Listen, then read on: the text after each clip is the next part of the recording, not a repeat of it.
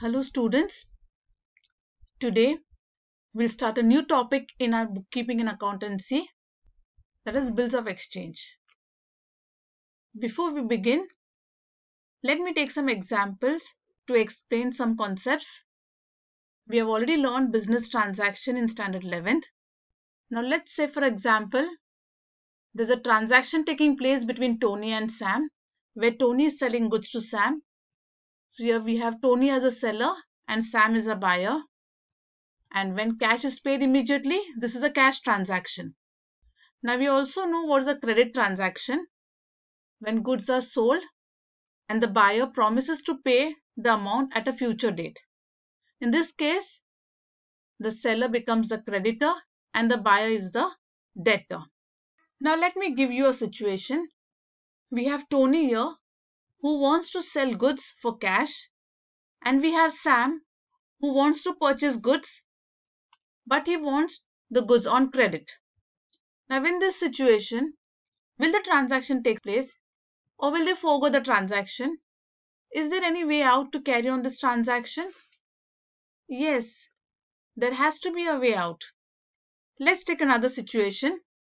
Suppose Tony is from Mumbai and Sam is from Hyderabad.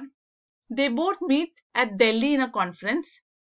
During this conference, Sam comes to know that Tony sells some products which Sam requires as raw material for his production. So now Sam wants to buy these goods from Tony on a large scale, but he wants it on credit.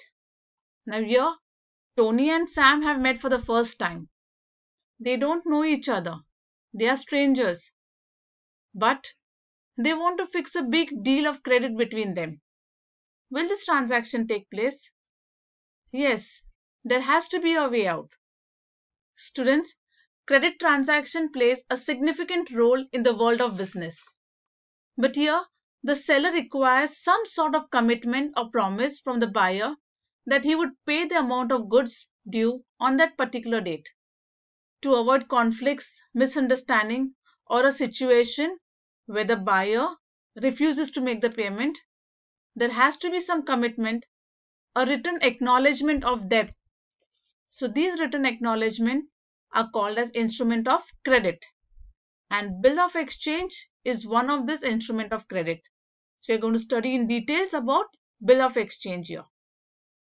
Now, according to the Section 5 of Negotiable Instrument Act, a bill of exchange is an instrument in writing containing an unconditional order signed by the maker directing a certain person to pay a sum of money only to the order of a certain person or to the bearer of the instrument.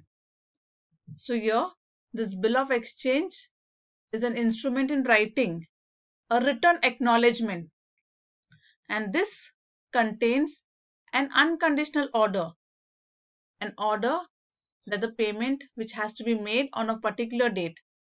Now this instrument is signed by the person who makes this bill, and here this order directs the buyer to make the payment on a particular date.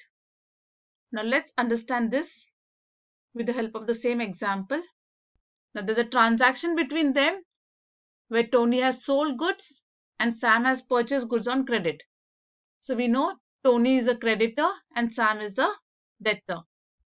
Now when a bill of exchange is drawn, we'll see who are the parties to this bill.